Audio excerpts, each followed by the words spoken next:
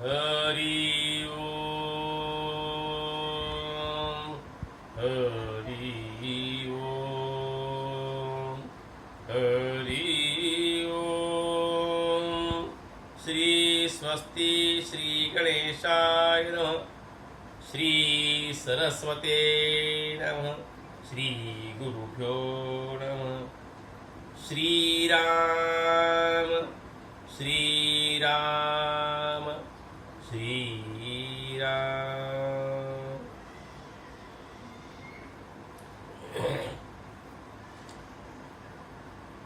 मनुष्य माणूस जीव मृत्यू लोकामध्ये आल्यानंतर माणसाचं एकच ध्येय आहे की भगवंताची प्राप्ती करून घेणं। आणि भगवंताची प्राप्ती करून घेण्यासाठी सत्संग करणं, गुरु करणं, ज्ञानार्जन करणं, भगवंताबद्दलचं ज्ञान प्राप्त करणं। भगवंताबद्दलचं ज्ञान प्राप्त करायचं म्हटल्यानंतर त्यांनी काय केलं पाहिजे? पहिल्यांदा गुरुला शरण गेलं पाहिजे, संतांना शरण गेलं पाहिजे। आणि पहिल्यापासून आपण पाहतो या जगतामध्ये, भारतामध्ये, हिंदुस्थानामध्ये अशी परंपरा आहे की ह्या परंपरेमध्ये साधूंचा मान राखला जातो, साधूंचा आदर केला जातो। नवे नवे राजा सुद्धा आणि त्या साधूंच्या आणि असणारा अंकुश आणि स्वीकार की राजाने सुद्धा मोठमोठ्या राजांनी सुद्धा साधूंचा अंकुश स्वीकार करून त्यानुसार आपलं वर्तन केलेलं आहे। आणि तेच राजे नामांकित प्रौढी मिळवणारे आपण पाहतोय झालेले आहेत। म्हणून अनेक प्रसंग तू सांगता येईल। एका वेळेस खुद्द भगवंत प्रभू रामचंद्र सुद्धा म्हणाले आहेत की राजानं आणि साधूंचं ऐकलं पाहिजे, साधूंच्या अंकित राजानं राहिलं पाहिजे, पण राजाच्या अंकित साधू नसावा। साधू आत्मनेव तिष्ठत अशी वृत्ती झालेली असते। त्यांची इच्छा ही भगवंत, इच्छा ही भगवंत असते, त्यांचं कार्यही भगवंत असतं, त्यांचं कार्यही धर्म असतं, त्यांचं कर्मही धर्म असतं। सहज आपण जर पाहिलं संसारामध्ये तर प्रत्येक जीव हा आपली इच्छा, आपली आकांक्षा याच्यावर अडकलेला आहे। प्रत्येकाने इच्छा पूर्ती करण्याच्या मागे लागलाय आणि इच्छा पूर्ती करण्याच्या मागे लागल्या एक एक दिवस आणि असणारा त्याचा जीवनातला कमी घटत जातोय हे त्याच्याकडे त्याचं पूर्ण दुर्लक्ष आणि त्या इच्छा पूर्तीच्या पाठीमागे लावून दुर्लक्ष झालेलं असतं हे आपण पाहतो। जीवनामध्ये इच्छा पूर्ती करणं, आकांक्षा पूर्ती करणं आणि करत इच्छा आकांक्षा ज्या आहेत ना या वाढत जातात। त्याची पूर्ती असंभव आहे। मग असंभव अशी इच्छा जर पूर्ण होत नाही, त्याच्या पाठीमागे जात असताना जीवनाचा काळ व्यतीत होत असेल आणि भगवंत प्राप्ती ही जीवनाचं सर्वोत्कृष्ट ध्येय जर असेल तर ह्या इच्छा आणि ह्या आकांक्षामुळे या भगवंतापासून तो जीव आणि तो आत्मा, तो मनुष्य लांब जातो। असे अनेक उदाहरण आपण जर पाहिले, पहा एक राजा वाळवंटामध्ये सेना घेऊन निघालाय आणि चौरंगी सेना घेऊन निघाला असताना रस्त्यामध्ये एक साधू त्या वाटेवर झोपलेला आहे। वाटेवर साधू झोपलाय, साधू झोपलेला त्या सेनापतीने पुढे असताना सेनापतीने पाहिलं, त्याला हलकारी म्हणतात। पुढे जाऊन रस्ता साफ करणे, ज्या व्यवधान जे आला असेल ते दूर करणे, राजाची आता स्वारी येत आहे हे सांगणे आणि तसा मार्ग करणे। ते मार्ग करणारे लोक जे असतात त्यांनी पाहिलं हा साधू रस्त्यामध्ये झोपला आहे। त्याने साधूला जाऊन सांगितलं की तुम्ही बाजूला सरका। साधूने विचारलं का हो, मला तुम्ही बाजूला व्हायचं सांगताय, ह्याचं कारण काय? त्यांनी सांगितलं की असणारा राजा आणि या रस्त्याने येणार आहे,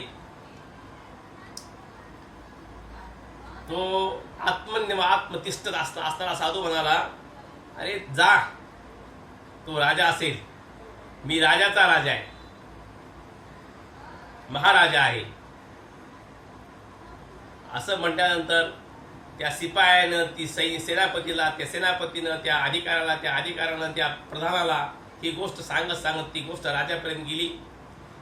आणि राजाला सांगितलं की असा तो साधू रस्त्यामध्ये झोपला आहे, पाहता त्याच्याकडे तर त्याच्याकडे वस्तू कोणती दिसत नाही, पण तो पूर्ण आत्मनिष्ठ असा असणारा, संतुष्ट असणारा तो साधू, चेहऱ्यावर समाधान त्याच्याकडे भरपूर आहे, हे मात्र त्याच्याकडे पाहिल्यानंतर दिसतंय. ना भय आहे, ना कोणत्या गोष्टीची चिंता आहे, असा हास्यपुत्र असणारा प्रसन्न तेजवान तो साधू त्या रस्त्यात झोपलेला आहे.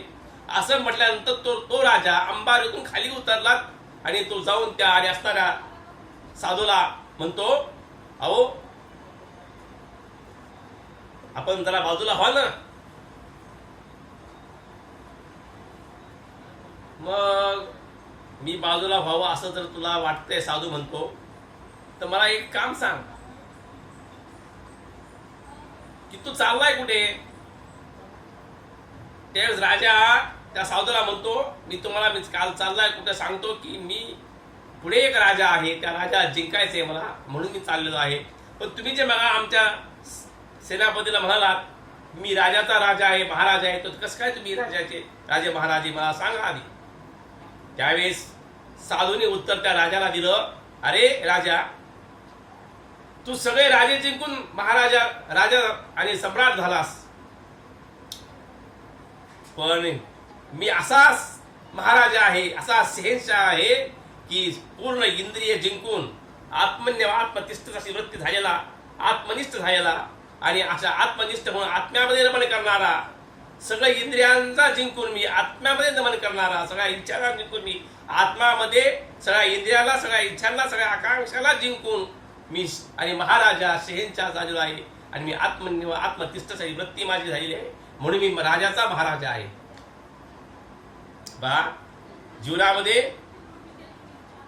ज्याची इच्छा पूर्ण आणि सिमटलेली आहे, लोप पावलेला आहे, आणि तो आत्मानंदामध्ये जो संतुष्ट आहे, असा माणूस परमानंदाला प्राप्त होतो.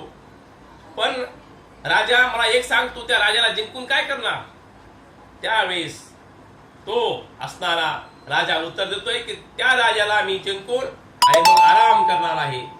मग तो साधू म्हणाला, अरे त्या राजाला जिंकून तू आराम करणार आहेस, पण तुला काय माहिती तिथे गेल्यानंतर तू जिंकेल एखादा दिवस, तू शेवटचा दिवस तुझा येऊन तूच आणि पूर्ण आरामाला प्राप्त होशील. त्यापेक्षा तू आताच आरामाची इच्छा करण्यापेक्षा इथे जागा भरपूर आहे, इथेच आराम कर.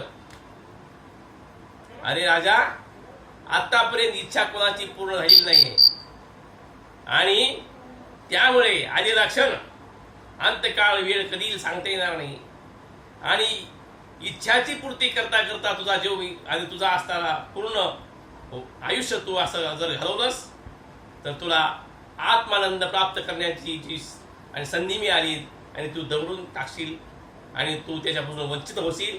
त्यामुळे राजा, तू सोडून दे. इच्छा माणसाची कोणत्या पूर्ण झालेल्या नाहीत. चहा जे आहे ना, ही वाढत वाढत वाढत वाढत जाते आणि त्याचा अंत न होता माणसाचा अंत होतो, पण इच्छेचा अंत झालेला आतापर्यंत कुणाने पाहिलेलं नाही, असं उदाहरण नाहीये. म्हणून इच्छा शेवटी प्रश्नचिन्ह आहे. अजून काहीतरी चहा आहे, अजून काहीतरी इच्छा आहे. त्या राजा माघारी फिर, आणि मग ही सगळी हकीकत ज्यावेळेस साधूंनी त्या राजाला सांगितली, राजाला मग खरं ज्ञान प्रगट झालं आणि त्यांनी त्या साधूचे चरण धरले. राजा तिथपासून आला आणि परत वापस निघालाय. असे बदल आपण पाहतो जीवनामध्ये, सत्संगतीचे, साधूच्या संगतीचे, महंताच्या संगतीचे. यांचा संगत झाल्यानंतर, सत्संग झाल्यानंतर माणसाच्या जीवनामध्ये बदल घडतो, ज्ञान प्राप्त होतं, आणि ज्ञानानं माणसाची सहज ओढ त्या भगवंताकडे लागते. एकदा अरण्यामध्ये प्रभू रामचंद्र, जानकी माता, लक्ष्मण यांना ज्यावेळेस आणि सुमंताला सांगितलं होतं दशरथ राजानं की यांना जाऊन आणि अरण्यामध्ये सोडून दे, त्यावेळेस सुमंताने रथ जोडून जुंपून त्या तिघांना रथामध्ये बसून अरण्यामध्ये घेऊन गेलेले आहेत.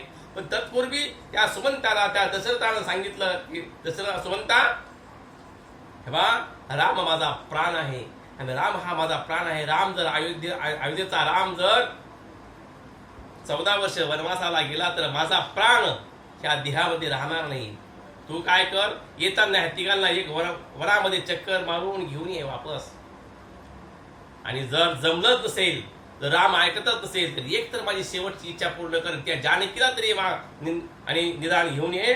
तिच्याकडे बघून तरी मी रामाची असणारी आपुर्तता मी पूर्ण करून घेईल. मी बघत बघत तिच्याकडे आणि कसं तरी 14 वर्ष मी रामाच्या आठवणीने दिवस व्यतीत करेल. असं म्हटल्यानंतर सुमंत त्या आणि असणाऱ्या तिघांना घेऊन जंगलामध्ये गेलेले आहेत. जंगलामध्ये घेऊन गेल्यानंतर, अरण्यामध्ये घेऊन गेल्यानंतर, वनवासाला घेऊन गेल्यानंतर सुमंतांना प्रभू रामचंद्र म्हणतात, आता काका तुम्ही वापस जाता. त्यावेळेस सुमंतांना सगळी हकीकत दशरथ राजाने सांगितली, ती सगळी गोष्ट पूर्ण असणारी आख्यायिका ती आणि प्रभू रामचंद्राला सहज सीतासह लखन आणि लक्ष्मणाला सांगितलेली आहे. पण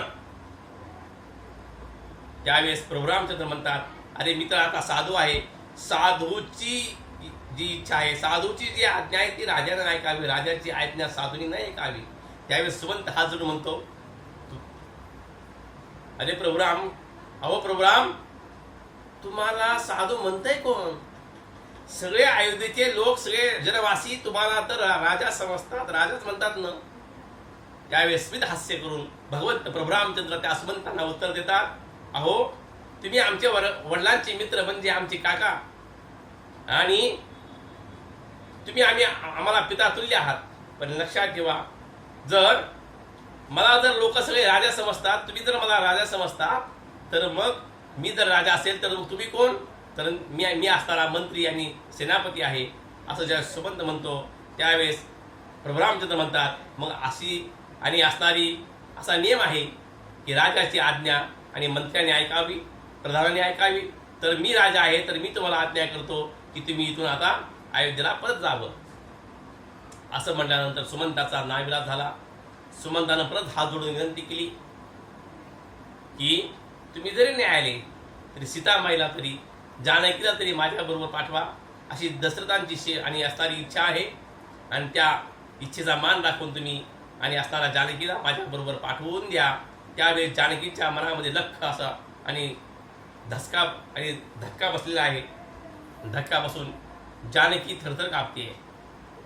आणि असं म्हटल्यानंतर प्रभू रामचंद्रांनी सुमंतेच्या त्या बोलण्याला मान देऊन आणि जानकीला सांगितलं, जानकी जा सुमंताबरोबर आणि आपल्या सासू आणि सासऱ्यांची सेवा करत राहा, माझी असणारी कमतरता ती भरून काढ. असं म्हटल्यानंतर त्या सुमंताला अति विनयतेने, अति लीनतेने हात जोडून जानकी त्या सुमंतांना म्हणते, काका तुम्ही माझ्या 3 अटी जर मान्य केल्या तर मी तुमच्या बरोबर येण्यास तयार आहे. त्यावेळेस सुमंत आनंदानं उत्साहानं म्हणतो, जानकी माते 3 काय 3000 इच्छा मी तुझ्या पूर्ण करीन. सुमंतला वाटलं आपलं काम झालं काय की. जानकीला सांगितलं प्रभू रामचंद्रानं, काय तुझ्या 3 अटी आहे. जानकी म्हणते, ज्याप्रमाणे सूर्याचा प्रकाश वेगळा करून दाखवा, चंद्रापासून चांदणी वेगळी करून दाखवा, शरीरापासून सावली वेगळी करून दाखवा. ज्यावेळेस हे कृत्य तुम्ही मला करून दाखवता त्यावेळेस मी आणि असणाऱ्या आणि अयोध्येला परत जाईल. पण त्या गोष्टी मी तुमची अर्धांगी आहे, शक्य नाही. ज्याप्रमाणे शरीरापासून सावली विभक्त होऊ शकत नाही, त्याप्रमाणे जानकी रामापासून विभक्त होऊ शकत नाही. मी तुमची असणारी अर्धांगी आहे. मी शरीर आहे पण प्राण आपले एकच आहेत. जरी आपण 2 आहे, शक्ती आणि भगवंत हे एक रूप आहे, विभक्त नाहीये. त्यामुळं मी विभक्त होऊ शकत नाही. ज्याप्रमाणे पाण्यातून काढलेली मछली मासा जिवंत राहू शकत नाही, अनन्य भाव असतो त्या माशाचा. मग पाण्यातून मासा बाहेर काढला की तो त्याचं अस्तित्व संपलं, त्याचं जीवन नष्ट होतं. त्याप्रमाणे पाण्यात वाचून मासा जिवंत राहू शकत नाही, मछली जिवंत राहू शकत नाही. त्याप्रमाणे रामापासून सीता राहू शकत नाही. जर माझ्या शरीरामध्ये प्राण ठेवायचे नसतील तर मला तुम्ही पाठवा. असं म्हटल्यानंतर रामाचाही नाविलाज झाला. सुमंताच्या डोळ्याला धारा लागल्या आहेत, सदगतीत असा कंठ झालेला आहे. असा सुमंत हात जोडून उभा आहे प्रभू रामचंद्र आणि त्यांना आज्ञा देत आहे. सुमंताचं अंतकरण अगदी जड झालंय. ज्याप्रमाणे शरीरनिष्ठ असणारा जीव, असणारा मनुष्य, असणारा प्राणी, शरीरनिष्ठ, शरीरच ज्याला आपलं आपण आहे असं वाटतो, त्या माणसाचा अंत प्राण जात असताना त्याची दशा अतिशय विवळ होते. त्याला शरीर सोडा वाटत नाही. त्याप्रमाणे ज्याप्रमाणे शरीरातून प्राण जाताना अवस्था होते, ती अवस्था जसं काही आता शरीरातून प्राण चाललेत अशी अवस्था त्या सुमंतांची झालेली आहे. सुमंत अगदी उद्वेग अंतकरणानं, जड अंतकरणानं आणि त्या प्रभू रामचंद्र, जानकी माता, दखन यांना निरोप देतात. आणि हे असं करत असताना रथाला असणारे ते अश्व आणि जुंपलेले आहेत. अश्वांनी हे जे आणि अदृश्य पाहिलं, त्या घोड्यांच्या डोळ्यातून खळखळ खळखळ खळखळ धारा वाहू लागल्या. ते खिळखळतात आणि ती आवाज करतात, जसं काही रामा चला असं असताना ते पशु, ते अश्व रामाकडे पाहू अशा उंच माना करू चला चला चला असं म्हणतात. या रथामध्ये बसा असं म्हणतात. डोळ्यातून त्या अश्वांच्या धारा लागल्यात, सुमंतांच्या डोळ्यातून धारा लागतात. सुमंत जड अंतकरणानं ती जागा घेतो आहे रथाची बसण्याची. आणि घोडा एक एक पाऊल पुढे टाकतोय. शरीरातले पाय चालतायत पण शरीर चालत नाही अशी अवस्था आहे. मन जागेवरच आहे असं वाटतं, शरीर पुढे चालतंय असं वाटतं. अशी अवस्था त्या अश्वांची सह त्या सुमंताची झालेली आहे. ही अवस्था पाहून जड अंतकरणानं तिघांनी त्या सुमंताकडे, पाठमोऱ्या सुमंताकडे पाहिलं, हात जोडले. झटकन ती तिघेजण उभे राहिले. सुमंतानं रथामध्ये बसलेला आहे पण तोंड मात्र त्या प्रभू रामचंद्राकडे आहे. घोडे पुढे पुढे एक एक पाऊल टाकत आहेत. आणि याच ठिकाणी प्रभू रामचंद्र आणि सीताबाईसह लखन त्यांच्याकडे पाठ करून आणि पुढे निघालेले आहेत. एक एक पाऊल ती भर टाकतायत. आणि ही जी अवस्था आहे सुमंताची झालेली दशा, प्रभू रामचंद्राशिवाय माणसाचं ध्येय, भगवंताच्या प्राप्तीशिवाय माणसाचं ध्येय दुसरं काही नाही. असं ते सुमंत आणि भगवंताची प्राप्ती झालेली असताना सुद्धा वियोग, थोडा वेळ 14 वर्षाचा वियोग त्या सुमंतांना सहन नाही. आणि तोच वियोग सुमंताला वाटलं की दशरथाला, मी जर दशरथ राजाला जर मी जाऊन सांगितलं आता की प्रभू रामचंद्र जानकीसह लखन वापस नाही आले तर सहज त्यांना काही अवघड नाही, सहज त्यांचे प्राण निघून जातील. पण मला दैवाने अशी वेळ दिली की भगवंताशिवाय मी जिवंत राहणार आहे. आणि ही असणारी कठीण वेळ मला आणि असणाऱ्या त्या दैवानं मला प्राप्त झाली.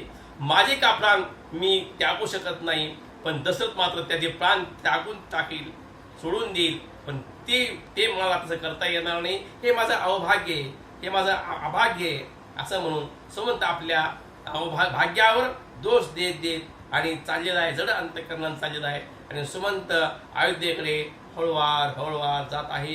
आणि त्याचप्रमाणे प्रभू रामचंद्र मात्र इकडे असणारी आपली 14 वर्षाच्या वनवासासाठी त्या वनामध्ये वाटचाल करत आहेत. आणि वाटचाल करत ते असणाऱ्या त्या जंगलांच्या झाडीमध्ये दिसेनासे होत आहेत.